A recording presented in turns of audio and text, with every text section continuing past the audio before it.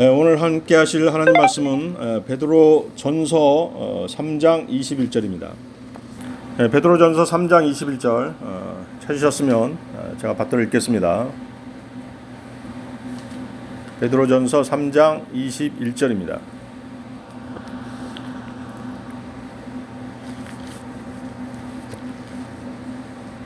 그 일과 동일한 모형 곧 침례가 예수 그리스도의 부활로 말미암아 이제 또한 우리를 구원하나니 이것은 육체의 더러운 것을 제거하는 것이 아니요 선한 양심이 하나님을 향하여 응답하는 것이니라.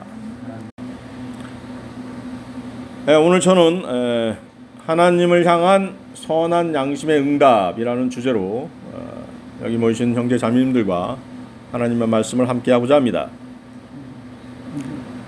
주님께서 신약교회에 명령하신 의식은 두 가지입니다. 무엇이죠? 주의 만찬과 침례식 두 가지입니다. 주의 만찬에 대한 성경 구절은 고린도전서 11장 23절 26절 말씀입니다.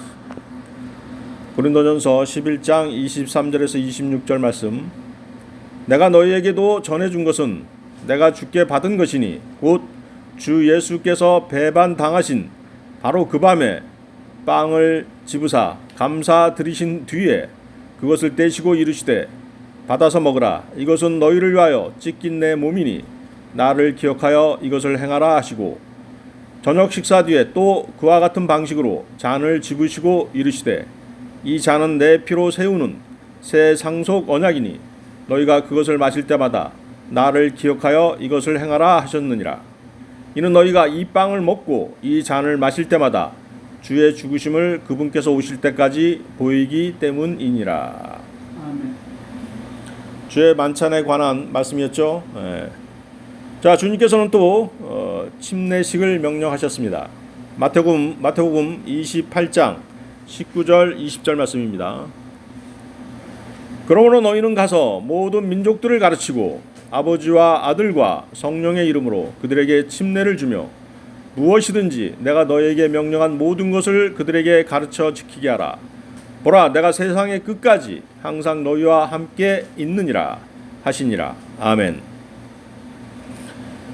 자, 주의 만찬과 침례식 이 두 가지 이외의 의식들은 불필요한 것입니다. 주님께서 명령하지 않으신 것이죠.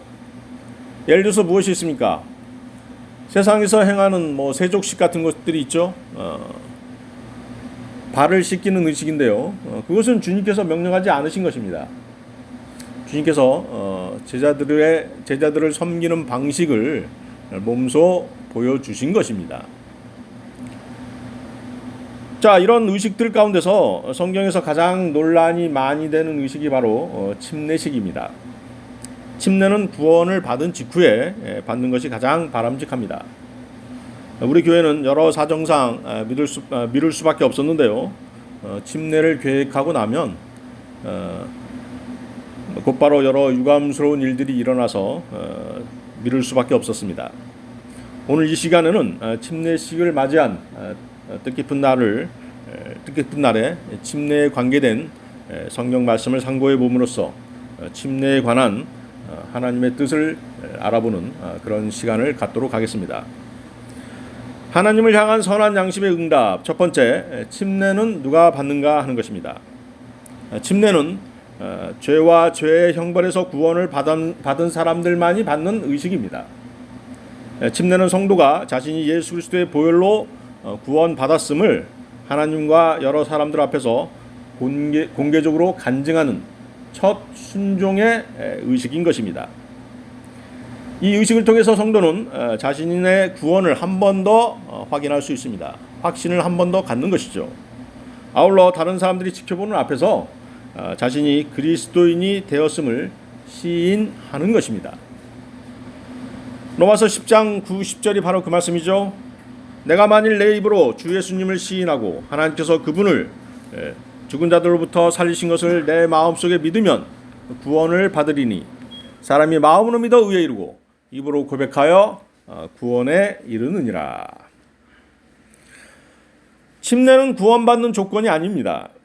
카톨릭을 비롯한 일부 교회는 구원의 수단으로 물침례를 주장합니다.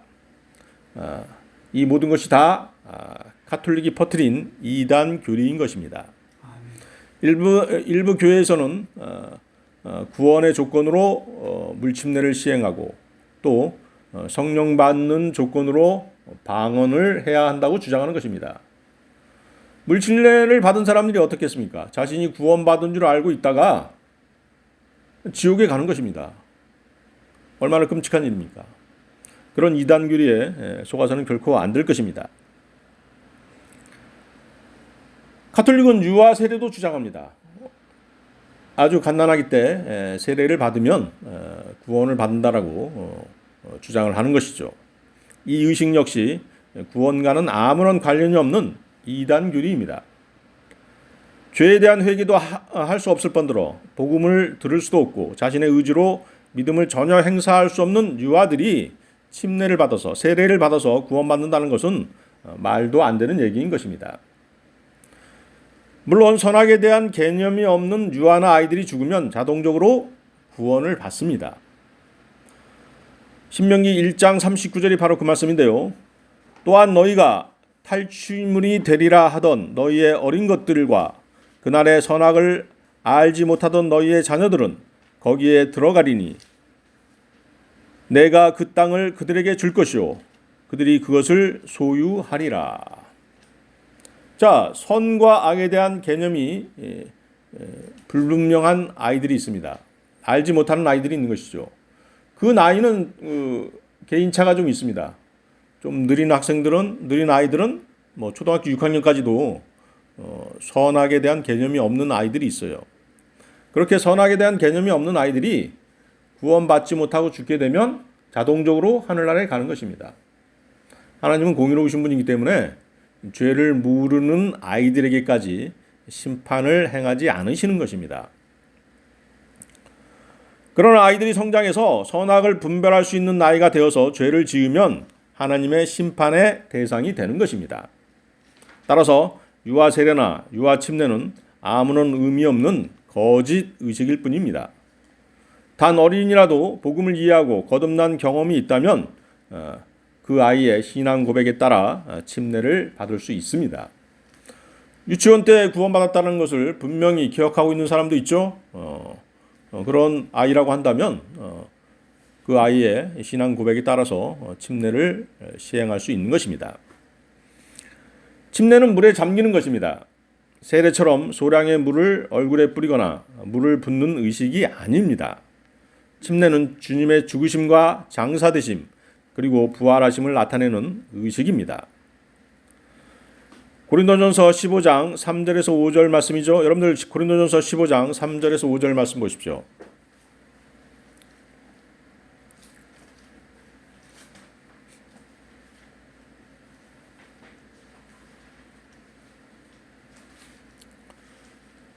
찾으셨습니까? 고린도전서 15장 3절에서 5절 말씀. 자, 이 말씀이 바로 복음입니다. 이 말씀대로 여러분들이 복음을 전하면 되는 것입니다. 내가 또한 받은 것을 무엇보다 먼저 너희에게 전하였노니 그것은 곧 성경 기록대로 그리스도께서 우리의 죄들로 인하여 죽으시고 묻히셨다가 성경 기록대로 셋째 날에 다시 살아나시고 게바에게 보이시고 다음에 12 제자에게 보이셨다는 것이라. 자, 지금 읽는 구절이 바로 복음인 것입니다. 복음은 주님의 죽으심과 장사되심 그리고 부활하심을 증거하는 것입니다. 그러므로 침례는 물속에 완전히 잠겼다가 나오는 의식을 통해 주님의 죽으심과 장사되심, 부활을 표현하는 것입니다. 침례는 지옥교회의 회원이 되는 절차나 조건이 아닙니다.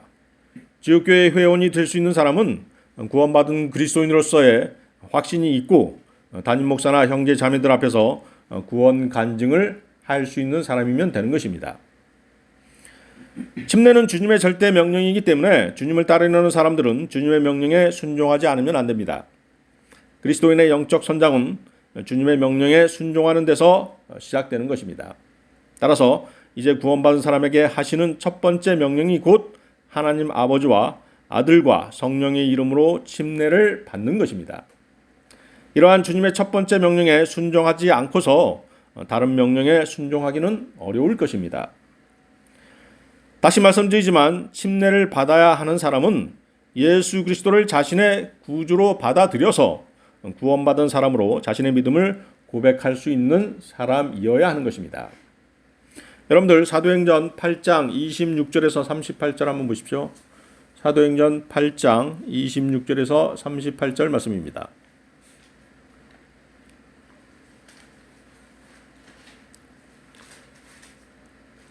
사도행전 8장 26절에서 38절 말씀 찾으셨으면 제가 받들어 읽겠습니다. 사도행전 8장 26절에서 38절 말씀. 주의 천사가 빌립에게 말하여 이르되 일어나 남쪽으로 가서 예루살렘에서 가자로 내려가는 길로 가라 하였는데 그곳은 사막이니라. 그가 일어나 가는데 보라 에티오피아 사람 곧 에티오피아 사람들의 여왕 간다게 밑에서 그녀의 모든 국구를 맡아 큰 권세를 가진 내시가 경배하러 예루살렘에 왔다가 돌아가면서 자기 병거에 앉아 대언자 이사야의 글을 읽더라.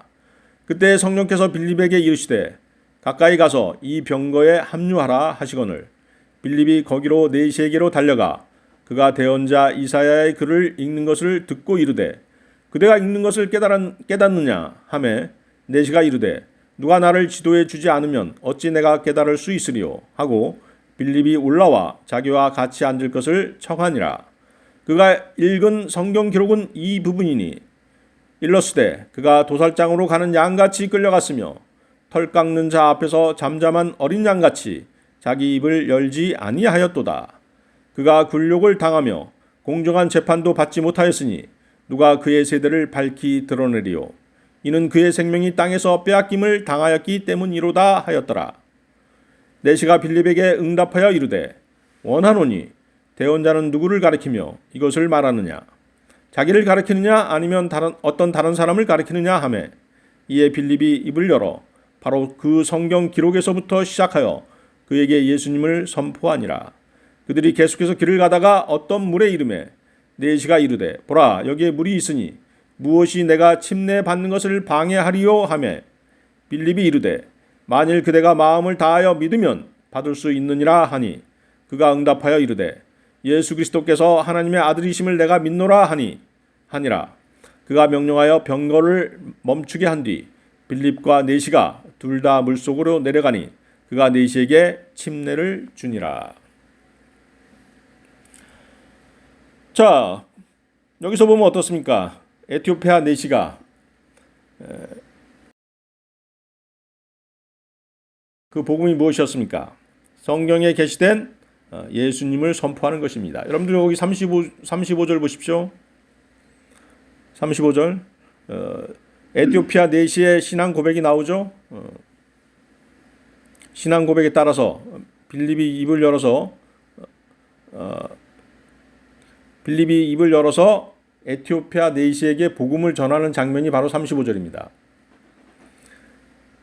35절 보셨습니까? 이에 빌립이 입을 열어 바로 그 성경 기록에서부터 시작하여 그에게 예수님을 선포하니라. 예수님을 선포하는 것이 바로 복음을 전하는 것입니다. 아시겠습니까? 예수님이 어떤 분이신가? 예수님이 어떤 분이십니까? 육신을 입고 오신 하나님의 아들. 그렇죠? 육신을 입고 오신 하나님이십니다.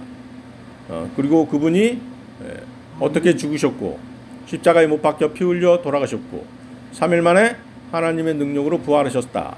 그분을 믿으면 구원을 받는 것이다 라고 선포하는 것이 바로 복음을 선포하는 것입니다. 침례는 여기에 이티오피아 내시처럼 자신의 믿음을 고백할 수 있는 사람들에 한해서 시행하는 것입니다. 아무나 다 이렇게 침례를 받는 것이 아니라는 것이죠. 침례에 참여할 수 있는 가장 중요한 조건은 신앙 고백입니다. 에티오피아 내시는 침례받기에 앞서 자신의 믿음을 가장 완벽하게 표현했던 것입니다. 그 고백이 37절에 나오죠. 30절 보십시오.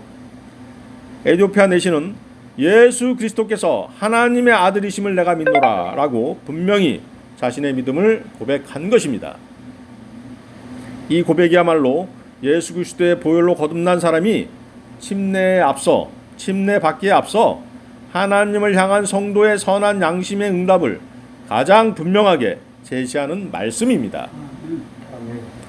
요한일서 4장 15절 말씀에는 누구든지 예수를 하나님의 아들이라 시인하면 하나님께서 그 사람 안에 거하시고 그도 하나님 안에 거하느니라.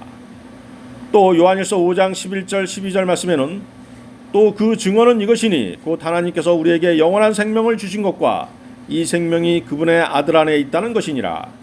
아들이 있는 자에게는 생명이 있고 하나님의 아들이 없는 자에게는 생명이 없느니라. 이렇듯 성도가 침례에 순종하는 것은 하나님께와 지켜보는 모든 사람들 앞에서 하나님의 독생자 예수 그리스도를 향한 자신의 내적인 믿음을 침례라는 의식을 통해서 외적으로 표시하는 간증인 것입니다. 하나님을 향한 선한 양심의 응답, 두 번째는 침례식의 진행입니다. 침례식을 진행할 수 있는 사람은 침례식의 영적 권위를 부여받은 하나님께서 세우신 지역교회의 담임 목사입니다. 그러나 꼭 목사만이 침례를 주는 것은 아닙니다. 담임 목사의 유임하에 집사나 복음을 전파하고 성경을 가르치고 있는 성경 교사도 침례를 줄 수 있습니다. 자, 우리가 읽었던 사도행전 8장에서 집사로 임명받은 빌립이 에티오피아 내시에게 복음을 전해주고 침례를 베풀었던 예를 우리는 볼 수 있었습니다. 또 다른 특수한 경우는 복음을 전하고 당장에 침례받기 원하는 사람이 있다면 그런 사람에게는 침례를 줄 수 있습니다. 또 그렇게 되려면 어떻게 해야 되겠습니까? 침례를 받을 수 있는 여건이 충분히 갖춰줘야 되겠죠. 어떤 사람에게 복음을 전했는데 그 복음을 전해받고 구원받은 사람이 어디 먼 길을 떠나야 해서 침례를 늦추고 싶지 않아서 자기에게 복음을 전한 그 사람에게 침례를 받고 싶어 한다면 침례를 줄 수 있는 것입니다. 이런 상황이 아님에도 일방적으로 침례를 주려고 하는 사람이 있다면 그 사람의 행위는 당연히 잘못된 행위인 것입니다. 뭔가 다른 의도를 가지고 침례를 주려고 하는 것입니다. 자, 그런 일들이 분명히 있는 것입니다. 침례는 2번, 3번 반복해서 받는 것이 아닙니다.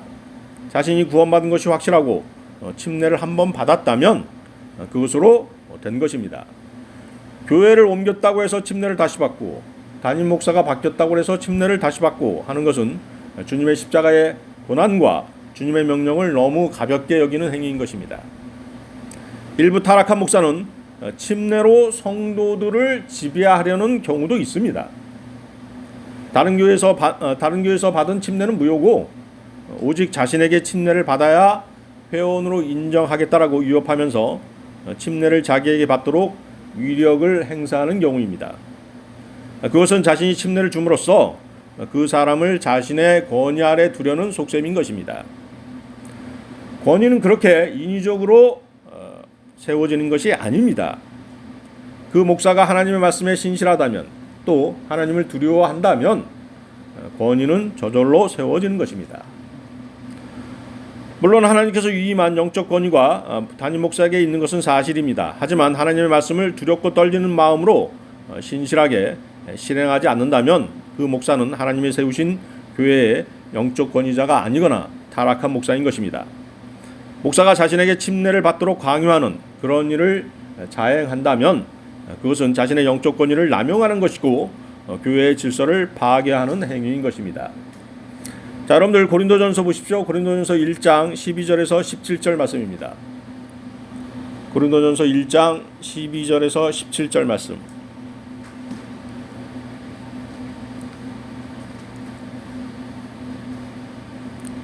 자, 고린도전서 1장 12절에서 17절 말씀. 이제 내가 이것을 말하노니 곧 너희가 각각 이르기를 나는 바울에게, 나는 아볼로에게, 나는 게바에게, 나는 그리스도께 속하였다 하는도다. 그리스도께서 나뉘셨느냐? 바울이 너희를 위해 십자가에 못 박혔느냐? 혹은 너희가 바울의 이름으로 침례를 받았느냐?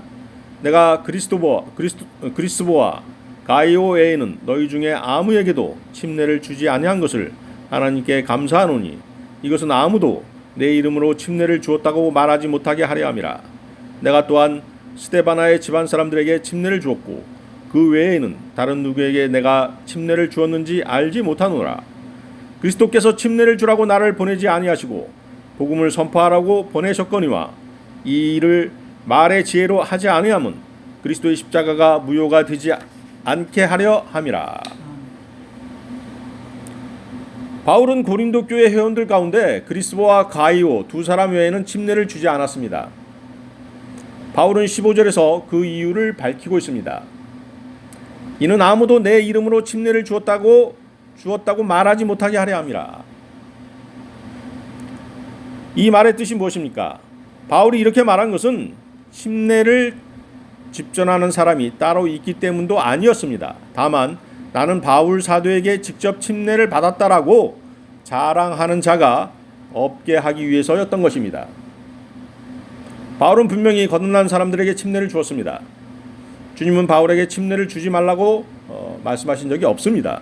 그는 다만 17절에서 그리스도께서 침례를 주라고 나를 보내지 아니하시고 복음을 선포하라고 보내셨다라고 분명히 밝히고 있습니다. 주님께서 자신에게 위임하신 명령의 우선순위로 볼 때 침례를 주는 일보다 복음을 전파하는 일이 더 중요했다는 것을 말하고 있는 것입니다.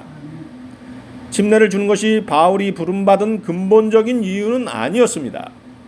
바울 사도가 주님의 계시를 받아 쓴 서신서를 보면 복음뿐만 아니라 구원받은 그리스도인들의 신앙에 관한 문제들에 대해서 기록되어 있고 바울 서신서의 신약 교리의 대부분이 정립되어 있다는 점에서 바울은 복음 전파의 사명도 잘 수행했을 뿐만 아니라 주님께서 맡기신 다른 일들도 훌륭하게 수행했음을 우리는 알 수 있는 것입니다. 사도행전 20장 19절에서 21절 말씀을 보면요. 내가 온전히 겸손한 마음과 많은 눈물과 또 숨어서 기다리는 유대인들로 말미암아 내게 닥친 시험들과 더불어 주를 섬기며 너희에게 유익한 것은 어떤 것도 숨기지 아니하고 너희에게 보여주며 공중 앞에서 또 집에서 집으로 다니며 너희를 가르치고 유대인들과 또한 그리스도인들에게 하나님을 향한 회개와 우리 주 예수 그리스도를 향한 믿음을 증언하였노라. 바울 사도는 20절에서 너희에게 유익한 것은 어떤 것도 숨기지 아니하고 너희에게 보여주며 라고 얘기하면서 하나님께서 자기에게 계시하신 모든 것들을 전부 다 남김없이 가르치려고 노력했다는 것을 알 수 있습니다. 하나님께서 바울에게 침례를 주지 말라고 말씀하신 적은 성경 어디에도 없습니다. 침례에 관련해서 바울이 염려했던 것이 무엇이겠습니까? 바로 고린도전서 1장 12절에 고린도 교회의 분열이었던 것입니다. 아직 어린아기 상태를 못 벗어난 육신적이었던 고린도 교인들이 분파로 나뉘어서 나는 바울에게, 나는 아폴로에게, 나는 게바에게, 나는 그리스도께 속한다라고 하면서 분열되어 있던 것을 보면 바울의 진심이 무엇이었는지 우리는 분명 알 수 있는 것입니다. 바울이 침례를 준 사람들의 수가 많았더라면 바울을 추종하는 소위 바울파에 속하는 사람들의 수가 가장 많았을 것이고 교회 분열을 일으키는 가장 큰 세력으로 성도들 위에 군림했을 것입니다.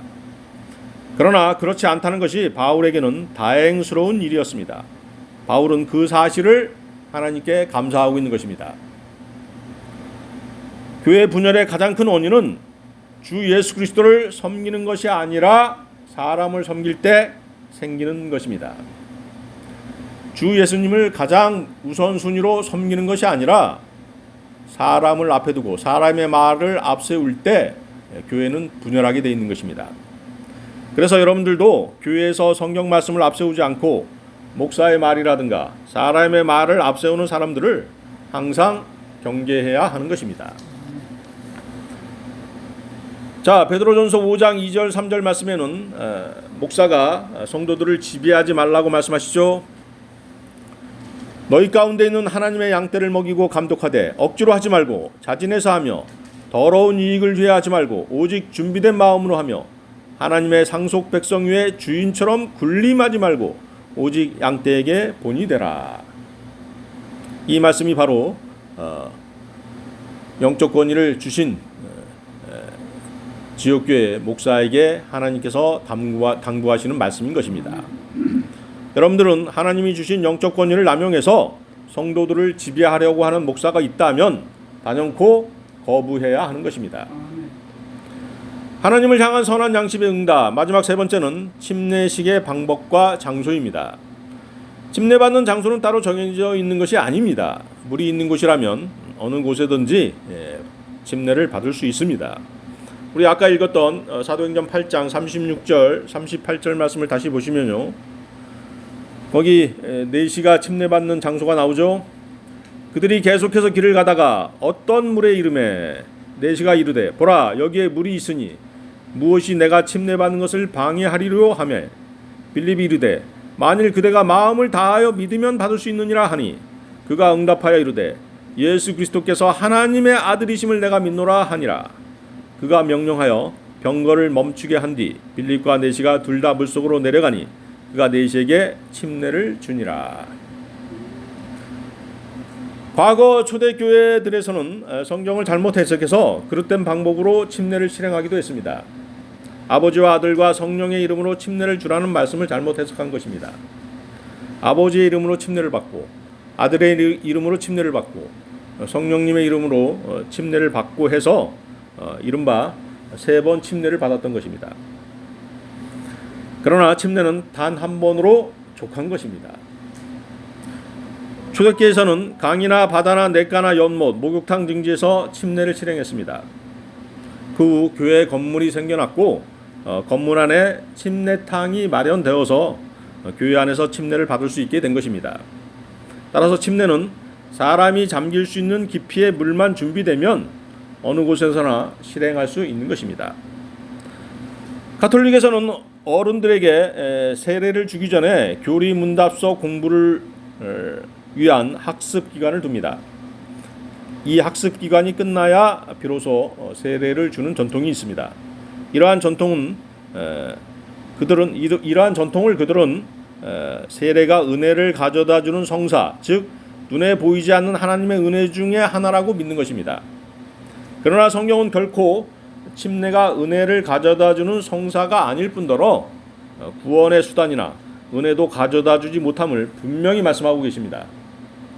에베소 2장 8절 9절 말씀이죠. 너희가 믿음을 통해 은혜로 구원을 받았나니 그것은 너희 자신에게서 난 것이 아니요 하나님의 선물이니라. 행위에서 난 것이 아니니 이것은 아무도 자랑하지 못하게 하려 함이라. 유명한 말씀이죠. 행위로 구원을 받는 것이 아니라는 것입니다. 행위로 의롭다함을 얻는 것이 아니라는 것입니다. 침례를 행할 때 침례를 주는 사람이나 받는 사람은 편한 옷을 입은 채 물속에 들어갑니다. 침례를 주는 사람은 먼저 침례 받는 사람에게 여러 사람들이 보는 앞에서 간단하게 믿음의 고백을 할 것을 요청합니다. 예를 들어서 박영수 자매는 주 예수 그리스도의 보혈로 죄사함 받고 구원받은 확신이 있습니까? 라고 묻는 것입니다. 침례를 받는 사람이 아멘 또는 예라고 예수 그리스도에 대한 믿음을 고백하면 침례를 주는 사람은 다음과 같이 말하고 침례를 집전하면 되는 것입니다. 나는 자매의 신앙 고백에 따라 하나님 아버지와 아들과 성령의 이름으로 침례를 줍니다. 자매는 예수 그리스도와 함께 십자가에서 죽었고 이제 장사되었으며 라고 하면서 그 자매를 물에 완전히 잠그게 하는 것입니다. 그리고 즉시 일으켜 세우고 본인이 들을 수 있도록 예수님과 함께 부활했습니다 라고 말하면 되는 것입니다. 그리고 그것으로 침례식이 끝나는 것입니다. 그리고 그날 침례받은 사람은 모두 함께 기도함으로써 기쁘게 침례식을 마치는 것입니다. 만일 물에 잠기는 침례식이 아니라 물을 뿌리거나 물을 한 사발 정도를 붓는 의식이라면 주님의 죽으심과 장사되심 그리고 부활에 대한 의식을 완전히 표현할 수 없을 것입니다. 그래서 침례는 반드시 물에 잠겨야 되는 것입니다. 자, 오늘 설교의 결론입니다. 침례는 주님의 명령입니다. 거듭난 그리스도인들은 어떻게 하면 주님을 기쁘시게 하는 삶을 살까라고 늘 생각하며 사는 사람들입니다. 그러면 어떤 사람이 주님을 사랑하는 사람이겠습니까? 요한복음 14장 21절 말씀이죠. 내 명령들을 가지고 그것들을 지키는 자가 나를 사랑하는 자니 나를 사랑하는 자는 내 아버지께 사랑을 받을 것이요 나도 그를 사랑하여 그에게 나를 나타내리라 하시니라. 주님의 명령들 가운데 가장 기본이 되는 명령이 바로 침례입니다. 주님의 명령을 거역하는 것은 불순종의 죄가 되는 것입니다. 여러분들이 침례에 순종하면 앞으로도 주님의 명령에 순종하고 실천하는 훌륭한 그리스도인으로 살아갈 수 있는 힘을 얻게 되는 것입니다. 가끔은 육신의 정욕 때문에 말씀에 순종하지 못할 수도 있을지 모르겠습니다만 여러분이 침례에 순종하던 때를 기억한다면 자신의 육신을 쳐서 말씀에 복종시킬 힘을 얻게 될 것입니다. 침례를 받을 때 자신의 육신이 예수 그리스도와 함께 죽었음을 상기하게 되면 자신의 육신을 앞세우지 않게 될 것입니다. 가톨릭이 지배하던 중세 암흑 시대에는 그들의 종교 재판을 통해서 수많은 믿음의 선진들이 침례에 순종하다가 순교당했던 적이 있었습니다. 당시 가톨릭 사제들, 가톨릭 재판관들이죠. 그들은 종교 재판소에 끌려온 그리스도인들에게 이렇게 묻는 것입니다. 물을 뿌리는 세례가 맞는가 아니면 물에 잠기는 침례가 맞는가라고 묻는 것입니다. 이 재판관의 질문에 물속에 잠기는 침례가 맞다라고 신앙 고백을 하면 그 사람을 어떻게 했던 것입니까? 바로 화형시키거나 아니면 두 손을 묶어서 물속에 던져버리는, 수장시켰던 것입니다. 이렇듯 진리를 지키고 하나님의 명령에 순종하다가 순교당한 믿음의 영웅들로 인해 지금 이 시간 우리에게까지 바른 성경, 바른 진리가 전해지게 된 것입니다. 과거의 가톨릭의 전통대로 세례를 받았다면 다시 침례에 순종하셔야 합니다. 구원의 확신이 없이 침례를 받았다면 확신이 생긴 지금 다시 침례를 받으셔야 합니다. 과거 완전한 구원의 확신 가운데 침례에 순종하셨다면 다시 침례 받으실 필요가 없으십니다. 잘못된 침례나 세례를 받았다면 다시 받는 것이 성경적인 것입니다. 여러분들 사도행전 19장 한번 보십시오. 사도행전 19장 1절에서 5절 말씀입니다.